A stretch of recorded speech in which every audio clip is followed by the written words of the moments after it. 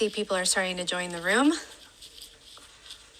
So I will begin the conversation by welcoming those that are here, and feel free to invite anyone else into the conversation to listen in. I think this is going to be a really, really fun conversation.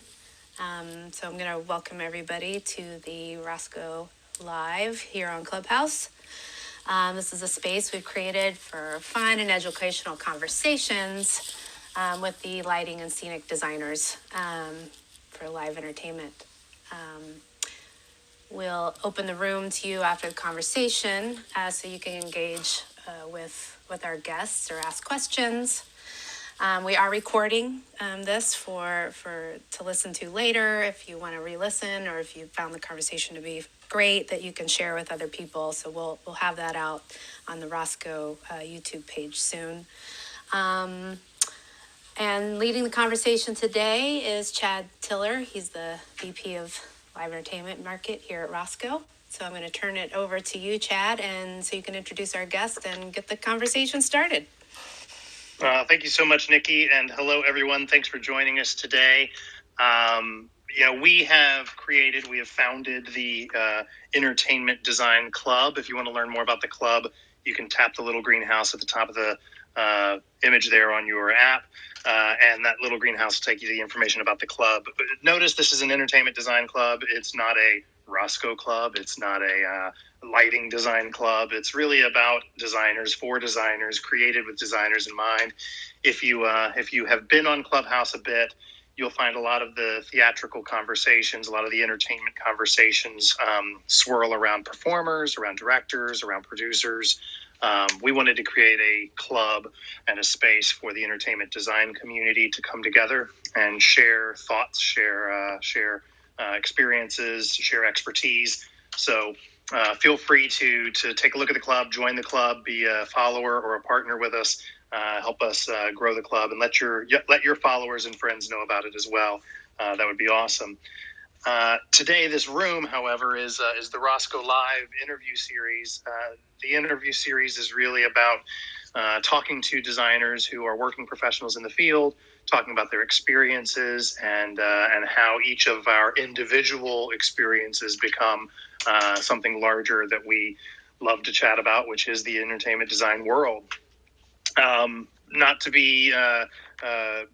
Not to dwell too much on us, but we're excited about this. If you have thoughts about the interview series as you start attending these conversations, if you want to make contributions to it in some capacity, if you don't follow one of us or know how to get a hold of us individually, you can always reach out to us at live@rosco.com. That's LIVE at ROSCO.com to make any recommendations or suggestions or ask sort of points of procedure. We're here to help and make sure this is a space for everybody.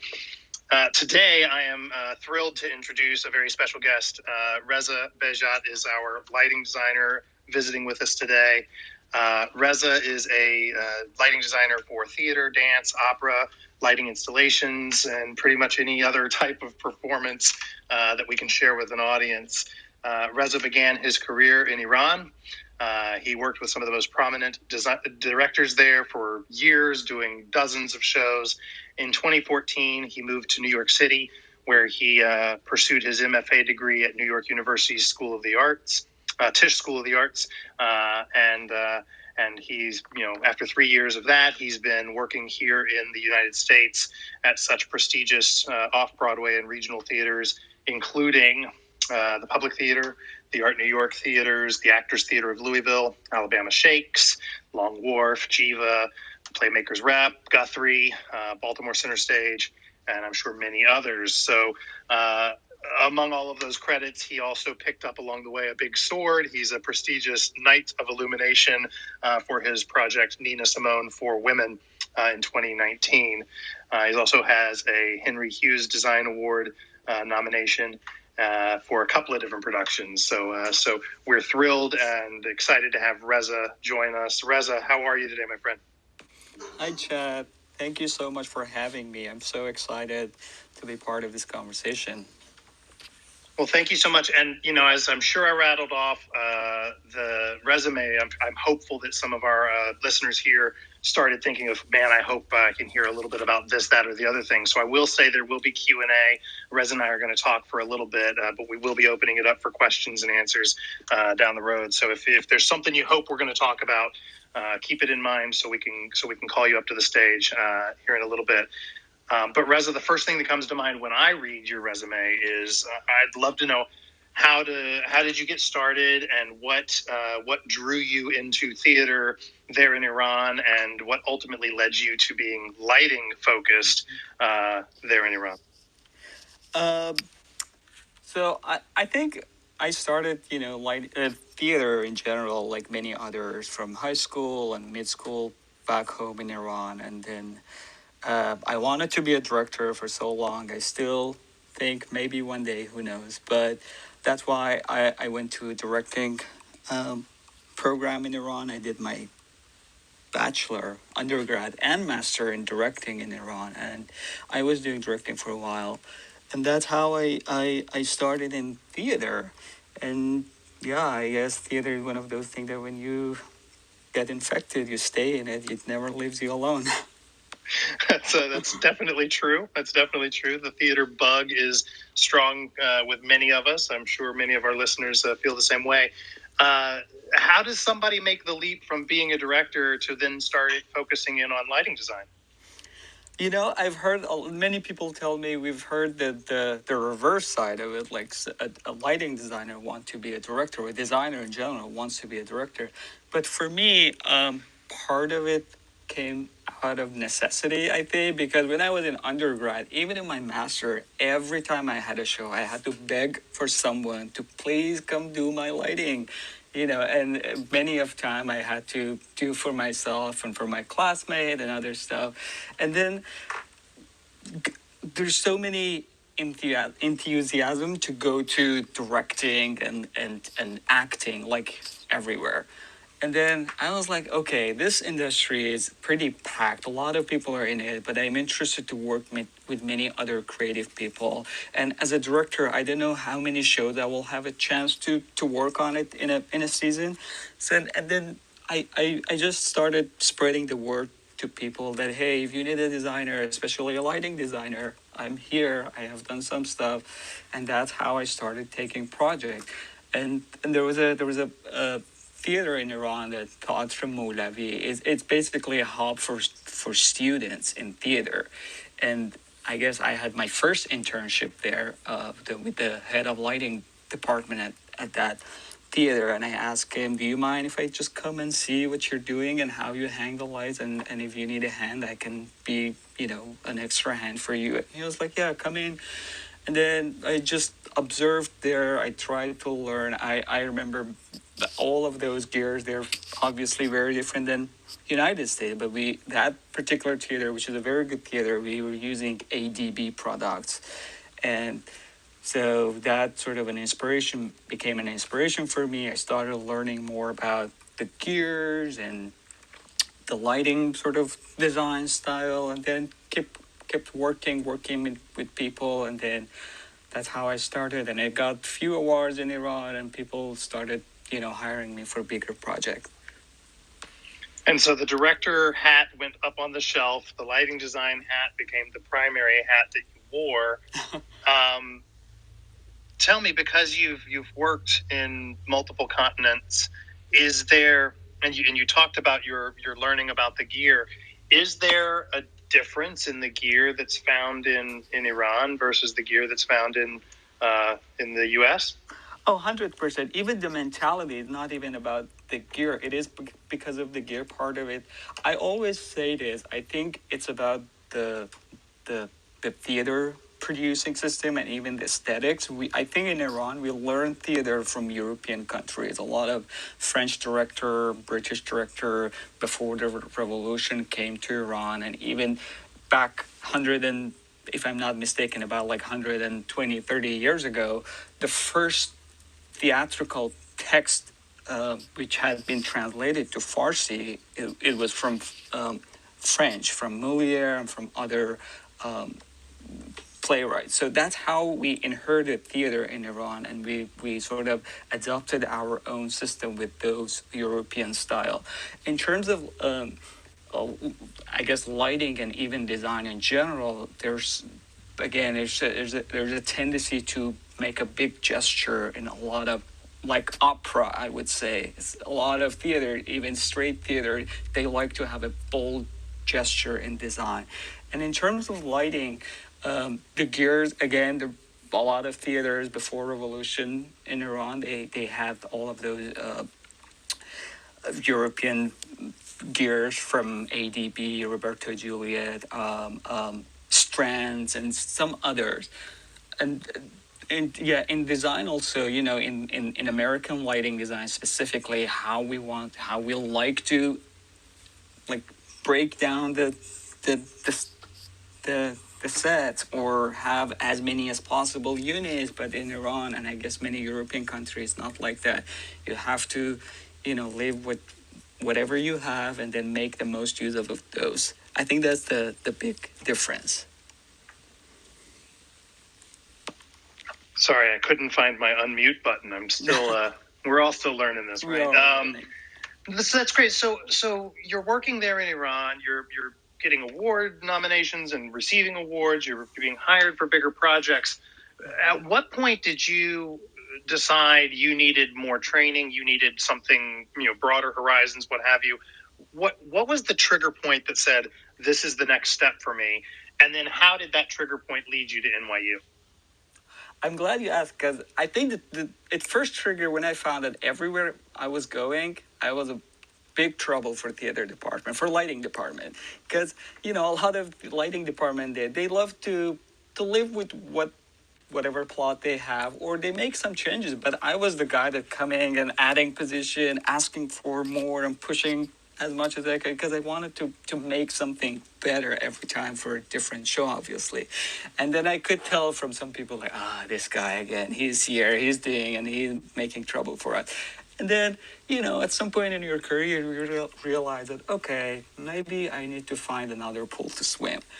And of course, I wanted to have education in lighting. I had education in theater and directing, which I'm so happy we can talk about that later. But I wanted to have a specific education in lighting. And it's not a secret that for a lot of Iranians, the easiest way to come out of the country and see the world is going for on a student visa. So I thought, okay, that's my easiest shot here. And I started making an extensive research about lighting design in general in the world. I made a big Excel file. I still have it. I share with people, but I guess it's out of date now. But it was like about 120 schools across the United States. I think they offer lighting program, and some of them are masters, some of them are BFA. So I sorted them out, and then literally I visited all of their website. I read about all of those schools, and this is about 10 years ago, 10 years ago, and our internet was at the time was not like super good. So it was taking me a lot of time to sort of sort those data. And then I had two philosophy. Do I want to go to a top school, or I should just, apply to whatever comes to me and then just go to United States and figure out from there. And I ended up just making decision applying for 4 schools that they were taught. I applied for Yale and NYU, Cal Arts, UCLA, and I got accepted to NYU, and that's how my journey to the United States started from there. That's so fascinating to me, the level of inspection and exploration you did. And that Excel spreadsheet, I bet there are young listeners, maybe either listening live right now or listening to the recording later, who are probably thinking to themselves, man, can you share me that Excel spreadsheet? I'm sure there's people who would benefit from it. I still get that question all the time. People ask me, can you share that with them? I'm like, yes, but these are old information. But things change so quickly, right? Exactly. Tell me, Reza, if as you were evaluating all of the programs, if you had to, if a young designer, whether they were a high school designer or they were a director transitioning into design and wanting to pursue some training, what were some of the things you were looking for in a training program that sort of weighed your decision? I think for me, the most important thing was where I'm going. I had no idea about United States, but of course I knew New York is the hub for theater. So I thought, okay, if I want to go to study somewhere, it's better to be somewhere closer to New York. So when I'm transitioning from school to professional world, quote unquote, so it's not that hard. So I don't have to relocate. I don't have to look for, like other apartment, whatever. So that's why I focused on East Coast mostly. I had UCLA and CalArts particularly because of the training. Because in general, I think I'm a lighting designer, but I love to work in multiple, as a multidisciplinary artist. I really love that part. And the beauty of CalArts program is you are not limited to theater. You can experiment, and the level of their, I think, experimentation is very, I would say, open than NYU, and way open than Yale. So that's why the reason I applied there. And yeah, but the first thing it was being closer to New York, and also how much financial aid I could get. That was the second thing, because I couldn't really afford any, tuition or even living expense in New York or any other cities in the United States. And the last but not least, I think, of course, the faculty. Who are the faculty? I think I read about all of the faculty that I was going to apply for. Mark Stanley from Boston, of course, Jennifer Turpin from Yale, ML and Robert and Alan at NYU.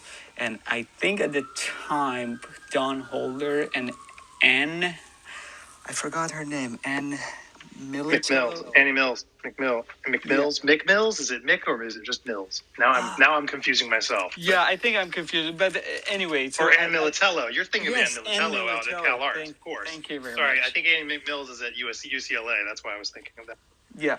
So yeah, that I read about, and because I had a big obsession with Robert Wilson, and I knew that ML assisted Robert, or they worked together, co-designed together. And I thought, okay, this person is the closest person to Robert Wilson, and I want to know more about Robert Wilson and how he works. And I, even in my interview, I told ML that one of the reasons I'm coming to NYU is because I want to know more about that guy, that artist. I mean, so how were you exposed to work by Robert Wilson in a time when the internet infrastructure is limited in Iran? How did you get exposed to that work? Oh man, most of them, there were only photos, and we had books translated obviously from English and other languages. So Robert Wilson was a big figure for everybody in theater in Iran. And then when I started doing more research, thanks to YouTube, I was able to watch some of a portion of some of his works, and then I fell in love with the aesthetics of lighting in his productions. And it's so magical when I came to New York and my NYU first semester. The first ever show I saw in New York was Shakespeare's Sonnets by Robert Wilson at BAM. So I thought, well, the universe is sort of calling, and they're all aligning together. I love the shout out for BAM. Well done, BAM, for bringing the world together. That's part of I think that's even part of their mission. So I think that's a shout out to BAM for accomplishing that. Reza, as I'm listening to you, I'm hearing bold conceptual design choice. I'm hearing inspiration from the designers of the past. How does this formulate into Reza's philosophy of design? Is there a Reza philosophy of design? And how does that come to the fore? I think, every artist is learning every day and sort of expanding their knowledge, their style. And I'm like all other artists, but I always look for inspiration from, definitely not from theater at the first level, because I feel like theater is great, but I don't want to directly be inspired by someone else's work. So I go to a lot of galleries. I live in a city that I'm so grateful for, that there are so many artwork, different type of artwork is happening here, and I always, at least once in a month, I try to check out what is in Chelsea, what is in downtown art galleries, or any other galleries in the city, just to get those inspiration. And now that I've focused more on photography, that's another, I think, a lens on my eye to see things differently than what I was seeing before actually having a camera and shooting in the streets. And I think the other part of inspiration for me is just in the streets. I get a lot of interesting things. Yesterday I was shooting and I found a piece of mirror, and then I played with that mirror. I took some photos like for 45 minutes. That I would have never done if I didn't have a camera. So I think for me, first, those art galleries and what I see in the streets, and of course film, and then theater and other theater artists. If anybody clicks through Reza's profile and finds the Instagram account, you'll see some of the street photography that Reza takes.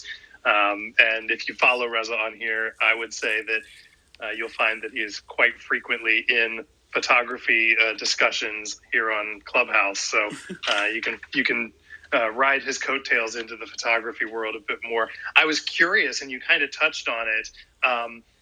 Now that you've been doing more street photography, and now that you've been capturing it and coming across things like playing with a mirror experimentally, how have you found that influence your work on stage with lighting? I think it will eventually. I haven't back on stage for a full production, but I feel like, because of pandemic, of course, but I feel like this tool that I have, it's like directing. It's a tool in your pocket as a designer. You use it whenever you need it. I think I'm just going to talk a little bit about the directing and then sort of connect it to the photography. I feel like our training, a lot of designers here are trained so well just to see things through a designer's perspective. But luckily, I think it doesn't mean I am a good director, but I think I have that kind of tool in my packet to at least to communicate with my other fellow designer or with my director or other people. That's why I'm happy that I have that education. And then in terms of photography, it's interesting. A lot. I have had chat with professional photographers to review my portfolio or give me some tips or stuff, and they always say, "Oh, of course, the first thing we see in many of your photo is lighting and shadow." And I said, "Yeah, that's how my eyes are trained because I'm a lighting designer. I see that, and then I see the people in that frame." I think that would also affect what I will design on stage by paying attention to, I guess, more details or the direction of light or mixed shadows or colored shadows, things like that we naturally see in the street all the time, and reflection for sure. Yeah, now we've got to get this pandemic wrapped up so you can bring that back to the stage. I'll be excited to see what you create with all of this newfound perspective. And I'm thinking maybe we're getting closer. Every time I turn on the news, I hear more about reopening. I hear more about the world trying to get back to some level of normal. So hopefully that's sooner than later. We'll keep our eyes peeled, but also our fingers crossed. I can't really wait. I can't really wait to be back in the theater. I think seriously, I'm lucky to say that even during the hard time that we had, I've been in and out of theater with some school, some online production. So it's not like I haven't been in a theater in a year. But really can't wait to get back to work fully and see how this pandemic affected us as a human being. Because the moment on March 12, 2020, when we left public theater, I was in tech at the public theater. And when I left that room, I told myself, and I was talking to my assistant, I said, we won't be the same person when we come back to theater after this pandemic. And I think that's true. We're not the same person because we've gone through such a huge thing in our life. Oh, that's really well said. And, the change that happens through these trials and tribulations should bring us out the other side differently. Let's hope for the better, and let's hope there's more humanity on the other side of this. I want to push back a little bit. You talked about when you were coming over to NYU, needing financial support to move to NYU, to move to New York, to have lodging and of course schooling. With the risk of putting you on the spot, could you talk a little bit about access in the educational or academic world and access within our industry for people who perhaps don't have all of the privileges of others? I think, NYU and in general, I think grad school is like a bubble because you are protected. And there are some people to help you, and there are schools there to help you financially. And I was lucky to have that full support from NYU when I came here. But the moment that you step out of school, the bubble pops, and you are out there with a lot of, different challenges and threats and opportunities that you never thought about it. And sometimes I know Chai is here listening, but we always, after we graduated, but no one told us this in grad school or in school that in general, but here we are now. We have to figure it out by ourselves. I would say after I graduated in 2017, in the last 4 years, a lot of change has happened. I think some opportunities are opening up for minority people, but it's a little frustrating to see how harder we should work to, unfortunately, prove ourselves and convince other people that I can do anything like any other people. Just trust me and let me do my work, and don't judge me when I'm having a hard time to find a word in English, because English is my fourth language, so I need to process that. But my work is different, and my work is gonna speak for myself, and so that's a little frustrating sometimes. I don't know. Did I answer your question a little bit? No, absolutely. I think it's a bigger conversation about we have an industry. It is the industry is built on all of the things that the industry is built upon, whether that's capitalism or white supremacy or what have you. And we've got designers that are Black, Indigenous, or people of color, and there are challenges and roadblocks. There are immigrant designers who are stuck here during a pandemic with no work and having to tackle the challenges that presents from a legal visa standpoint. And so it's interesting to me. I come from a large list of privilege and stand here discussing this with you, and I'm always interested. Rather than being an echo chamber, I'd rather hear other perspectives. So it's good to hear from you on that topic. Yeah, Chad, I always say this is my choice. At least I'm speaking for myself. I don't speak for other people. It's my choice to be here. It's my choice to choose this career in this country. So I'm not using it as an excuse to get extra support, but I expect equal opportunity and equal support. I think that's a very different, concept, that you want more attention or you want equal sort of attention like any other people. One of the frustrating part, I think, for a lot of POC designers, and I really hate to say it, but I have to say it, that many of time we get hired for our own people, quote unquote, productions. And it's frustrating because people know that, I can do that, then why I cannot do another play or any other thing that, the producers or director naturally not think of us for those productions. I think that's one of the problem here. And we have had a lot of conversation about diversity in many groups in school and union diversity committee, and with other fellow designers. And I think for me, diversity doesn't mean that you you just hire all of person of color for one production. The diversity means you have to mix all of them together. You have to have black, white, brown, indigenous people all in this, just regardless of our race and ethnicity, we can create something together. Of course, there are some occasions, there is some production that requires a leading artist in the design team because they are more familiar with the culture, with the production, or any other like context that production is coming from. But there should be open for other people. Like I did when I graduated from NYU, I had a show Hamlet, produced by Waterwell, and it was a very great opportunity for me because right off the bat, after grad school, I had a chance to work on an off-Broadway production with a lot of professional people.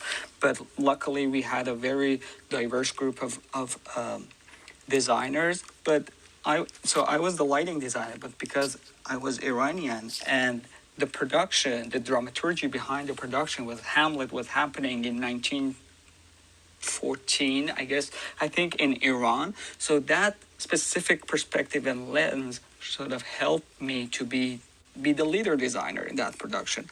But the other designers we were all working together. But I was the one that I think gathering more information about Iran and helping and guiding the other design disciplines.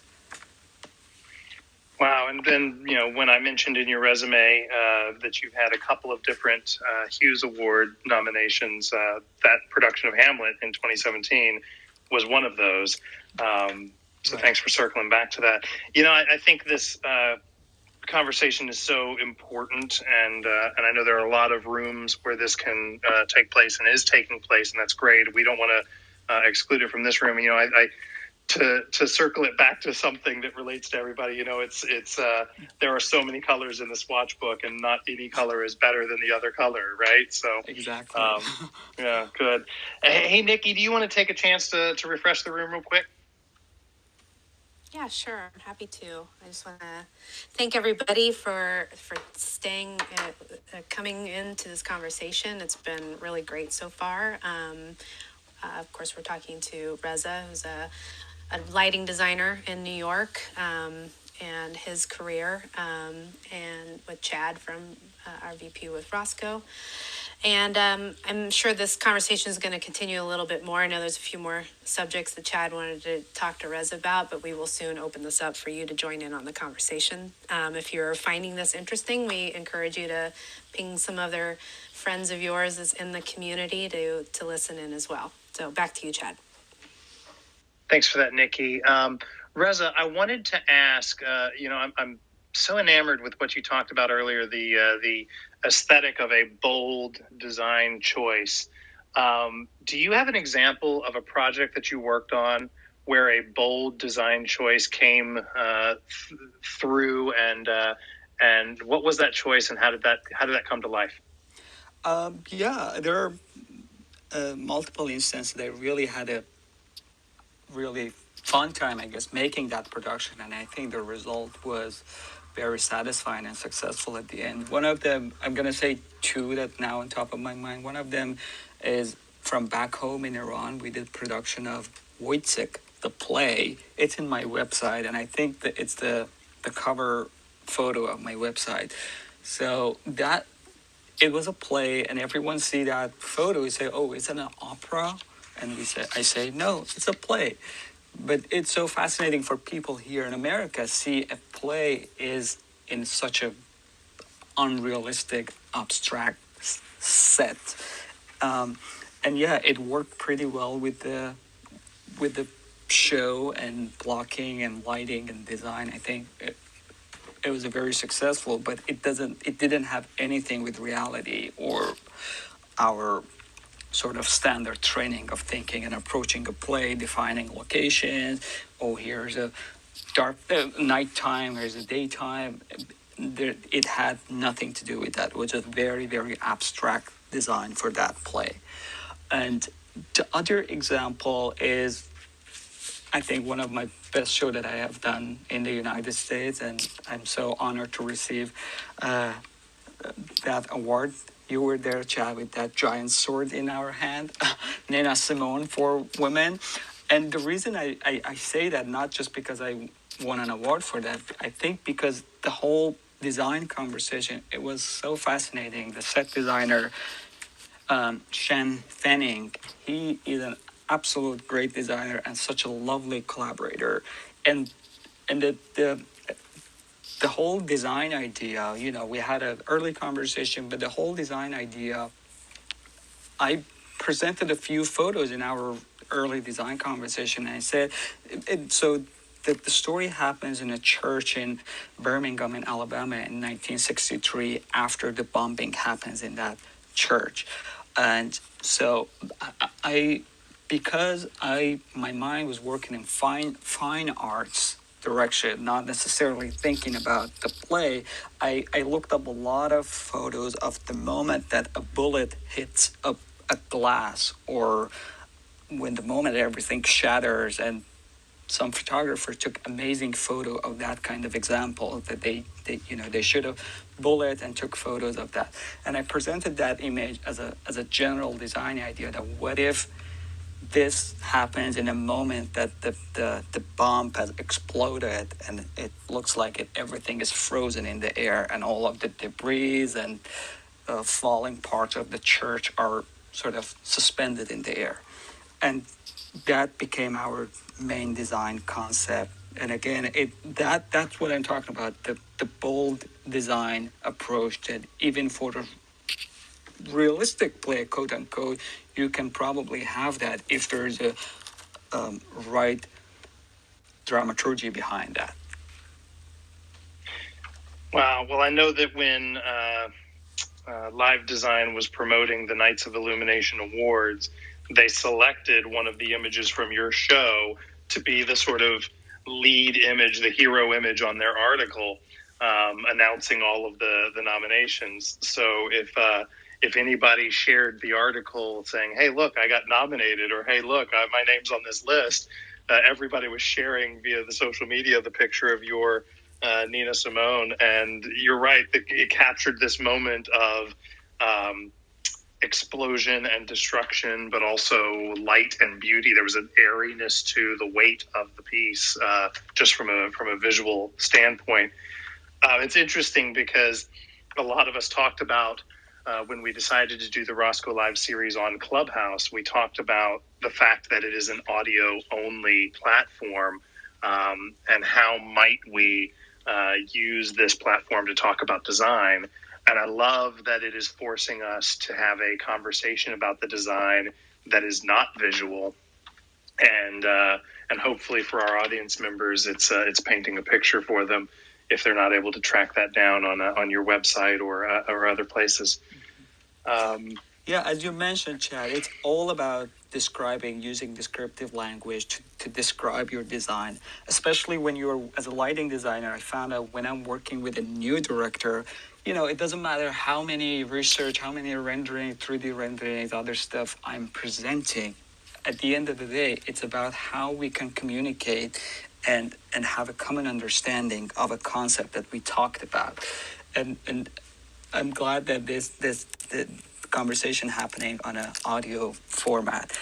Just want to say something before we move forward. I want to give a shout out to Rosco, because you're always there for young designers who are starting out, helping with gears, giving them colors, giving them demo product. I think it's such an invaluable contribution that you're doing to the theater industry, and I want to really thank you for that. And Nina Simone, if you remember, I asked you about those glass gobos, and I used them in that production, and you gave me a very specific instruction about those gobos, how to use them. So I just wanted to thank you and thank Rosco for that support. You're kind. We work in a collaborative industry, and Reza talks about communication with other collaborators. Clearly, Reza can do it in 4 languages. I can only crudely do it in 1, but I certainly think that the collaboration of the industry extends not just from lighting designer to scenic designer or director to design team. It extends beyond that. If you talk to students in undergrad and you talk about, okay, you're studying lighting design, tell me who all is in the lighting industry. They'll talk about designers, they'll talk about technicians, they'll probably talk about programmers. But I think that the industry itself balloons out from there. It extends to architectural design, themed design. If you're just talking about lighting design, there's so many more. And we as manufacturers are part of that collaborative world. So I'm grateful for your kind words. It's a role that we take very seriously in the industry. It's part of what we do. It's part of our DNA. So thank you for the compliments. I think this is a good time to probably steer it to the audience. I hope somebody out there has a question. If you do, just use the raise hand button down at the bottom of your screen, and Nikki will pull you up onto the stage. But this is a good opportunity for you to pepper Reza with all of those questions. We've got him in the hot seat for a few more minutes. So if there's anybody that wants to ask a question, don't be shy. Go ahead and raise your hand. Reza, while we're waiting on that, or Nikki, maybe if you pull somebody onto the stage, I'll quit vamping.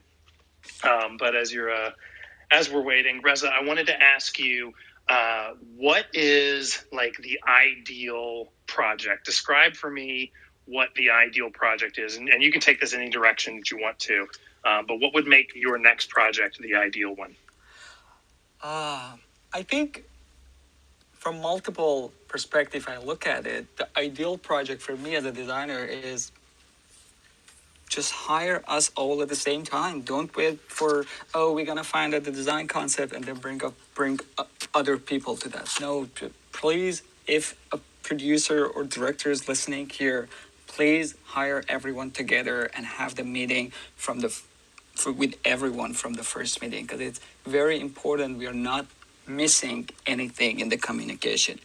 And the other thing for me, ideal, I always enjoy creating in the room together, not necessarily having a play and then, make our design based on that. I feel like as a designer, I can contribute to a play. So that's why I really love device pieces. I really want to be in the rehearsal room as much as I can. One of the things that I always miss here, because of the crazy schedule we have and some projects are out of town, so I cannot be there every day. But one of the things that I'm missing in my career here, going to rehearsal as much as I want to, because even if I'm not doing anything, if I'm not saying even a word to the director or other people, it's feeding my brain, it's feeding my artistic, vision for that project and for other project when I'm sitting in rehearsal. So that's my other dream work, to be in rehearsal room as much as possible. Yeah, I think that as you talk about your perspective changing through photography, I can only imagine bringing that observational muscle that you're flexing right now into a rehearsal space. That's exciting for me, and I'm not even the designer. I'm just ultimately, hopefully, an audience member. That excites me to think about that new perspective you'll bring to the table there. For sure, yeah. It's all about observing. It's not even doing anything. It's just when you are in the room, when you feel the atmosphere, the creating atmosphere. And there is a moment that I think one of the things that I've learned in my career, when to speak up as a designer in rehearsal and when to not say a thing. And that happens when you go to a lot of rehearsal. And there's a moment that you have to propose something because it's going to change the direction of the blocking and everything in that scene. So, yeah, I'm curious. Has there ever been a moment where you've come in with a choice already kind of decided in your mind, and then you're in the space, you're watching the rehearsal, you're whether it's seeing the blocking or collaborating with the other artists in the room, and the idea that you've already kind of solidified takes a right-hand turn and you go a completely different direction? Does that happen? Is that your experience? And is there maybe an example you can share with us? I think it happens a lot of time, especially here we go to first rehearsal. If you're lucky, if you're in town, you go to a few rehearsal and a designer run. And of course, designer run, you see everything together and you realize that, oh, this moment that I never thought that they're gonna block it this way. And that's the challenge begins. If I tell you one of the example, I think that the last show, again, back to one of the few last show that I did. Let's say, Nora at the Guthrie Theater. I didn't show a production of Nora at the Guthrie Theater, and we had a set design, beautifully designed by Matt Sanders, and I get to the designer run, and it's pretty much the same. But there was a moment that we didn't know what we were doing with that. Even in our conversation with Taibbi Magar, the director and the set designer, we had no idea what we were doing. But there was a moment that in rehearsal that I found out, okay, I need to say something, otherwise there's no direction here. And there's something else actually change in tech that is another level that it was not even in my hand or on anyone else. They expanded the entire set, and it created some issues for me because I had some plan how to cover the entire acting area, but when they expanded the whole stage as an acting area, that made it a little bit trouble, but we fixed it ultimately. But all I want to say, the more communication we have in rehearsal, out of rehearsal, the better we can work together as a collective to produce a better show. There is a moral about that for life. Like, the more we can communicate, the better the results are going to be. Please. I think there's a moral to carry beyond just entertainment design. So thank you for that. We'll all hold on to that. Hi, Cha. I see that you've been brought up to the stage. I also see that you've got the celebration icon, which means you're relatively new on Clubhouse. So welcome to Clubhouse, and welcome to the Rosco Live. Thank you. How are you? I'm good. I'm healing from vaccine number 2, which is great. So yeah, congratulations. Thank you. I'm really happy, and I'm really honored to be here just listening to Mr. Reza Behjat and the rest of the Rosco family. I wanted to ask something. Yeah, please, go ahead. I have a question for Mr. Behjat, my classmate from NYU. If there's one thing that you're really hopeful for in our coming back to theater industry, what is that thing?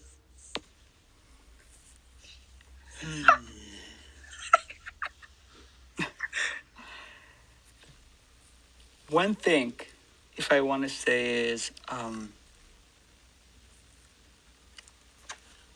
there's so many things, Cha, and I know you and we talked about it a lot, but I think I told Chad in our conversation that don't hire people equally, bring people equally, regardless of their race and ethnicity. Just, it should be an equal opportunity for everyone to work together and create art together. I think that's my biggest thing that I expect after this pandemic.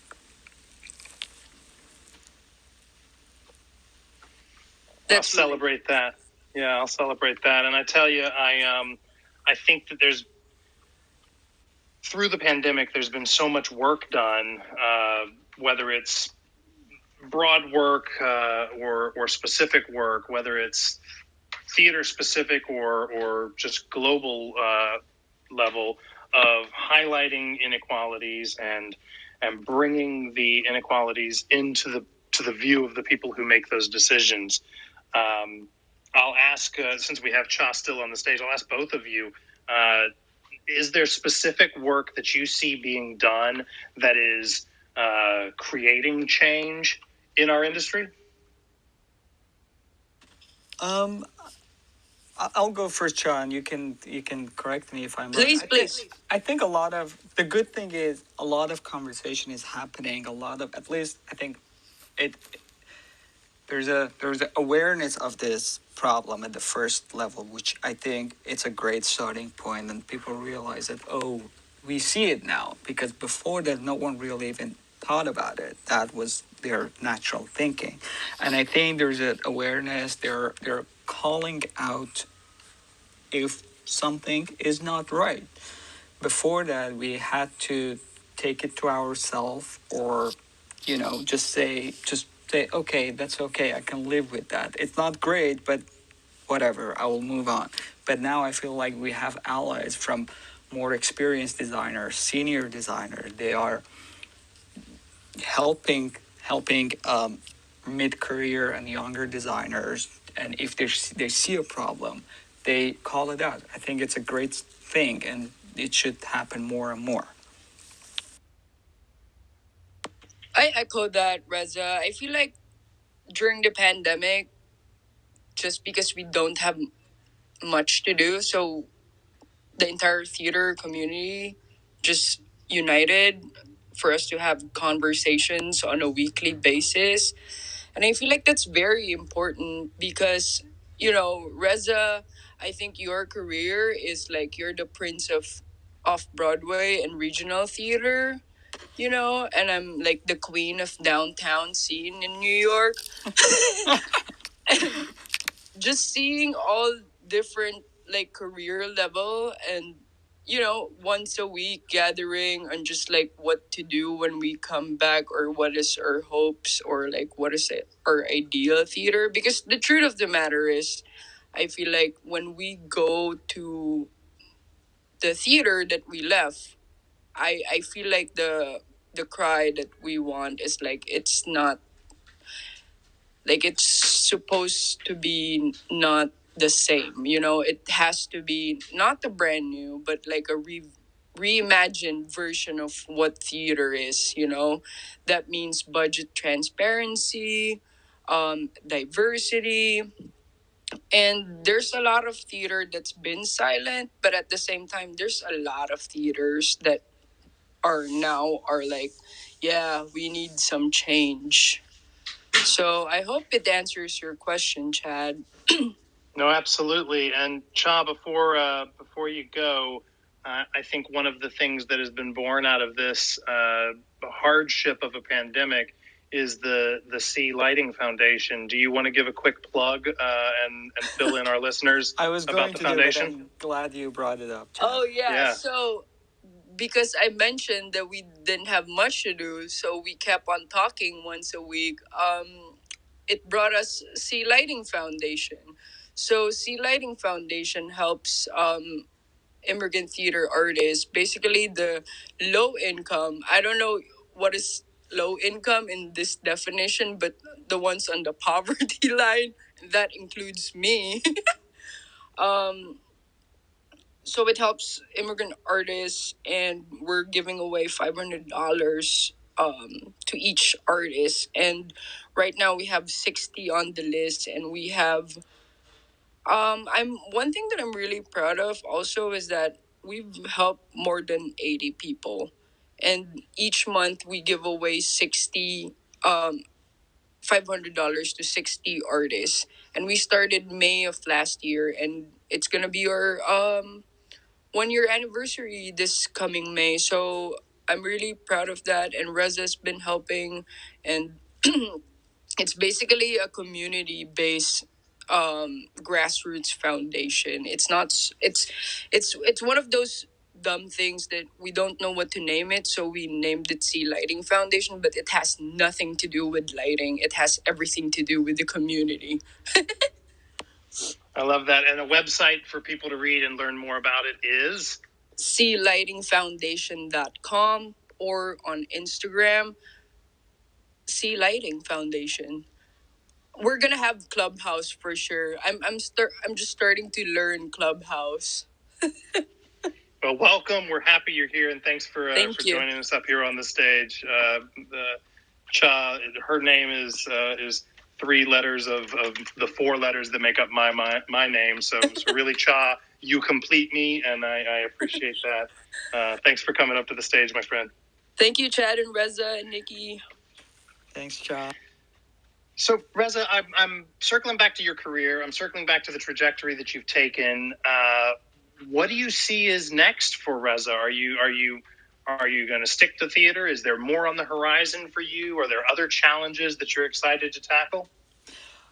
I'm so glad you asked this question because that's what I'm asking myself every day. You know, I'm a So if I designer. find out, I'll let you know, right? Exactly, right? TBD. But yeah, I think theater is my main sort of path to create and collaborate with artists. But it shouldn't be limited to that, especially now. The more you learn, the more you collaborate with new people, you realize that, oh, there's so many other ways of creating an artwork. I definitely, one of my dreams as a designer is having a installation exhibition of art, lighting exhibition and light installation exhibition that I've been dreaming about it for so long, and that I think should happen sometime in my career. I don't know when, soon or late, but I think that's one of the things that I really want to do. I really want to stick to, street photography, especially now. Hopefully, we will get back to work and I will travel more, and that gave me a chance to photograph other cities in the United States that I am traveling to. So that is really exciting. And yeah, an installation. I've been working with a company that we're doing our second installation project at Tribeca Film Festival this year. They're an Amsterdam-based company, but that's one of those things that I'm building slowly and as an extension to my lighting design career to design for more events like installation with video and VR and that kind of art. Art scene. So that's another thing that I'm hoping to do more as we open up our live event gathering. Well, it sounds like an exciting thing as you turn on the news and you hear just here in New York City, the mayor is saying we're going to start reopening broadly and vigorously this summer. Theaters will be back up and running, certainly so sooner exciting. than later by his admonition. And I would say that maybe the next step is just let's get back into a theater and and see where that takes us. Reza, I know that as your career continues, I, among many others, will be watching, and we thank you so much for gracing the stage this week here in Rosco Live, and joining me to share your experience and your expertise. It's a pleasure to hear what you had to say. It's a real pleasure to learn more about your background, and thank you so much for being on here with us. Thank you so much for having me. It was an honor chatting with you and just talk with other people with Cha and share what we've been doing so far. And again, thank you and Rosco for supporting everyone in this industry. It means a lot. Yeah, you're the best. You got it. Nikki, I'll turn it back over to you to close us out. Thanks everybody for listening. Well, thanks, Chad, and thank you, Reza. Again, that was really great conversation. I think everybody agreed, and hopefully we'll have the recording up relatively soon that you can share with other people. And yeah, we hope you come back. We're going to continue to have these conversations. Follow the Entertainment Design Club. Bring your friends into the Entertainment Design Club. We'll host our talks here. And other future events that we'll have up too. And I do want to just call out the foundation that Cha brought to our attention, which is great. That's the C Lighting Foundation. That's SEE. So clightingfoundation.com. Go check that out. And thanks everyone for joining us. And we will see you next time.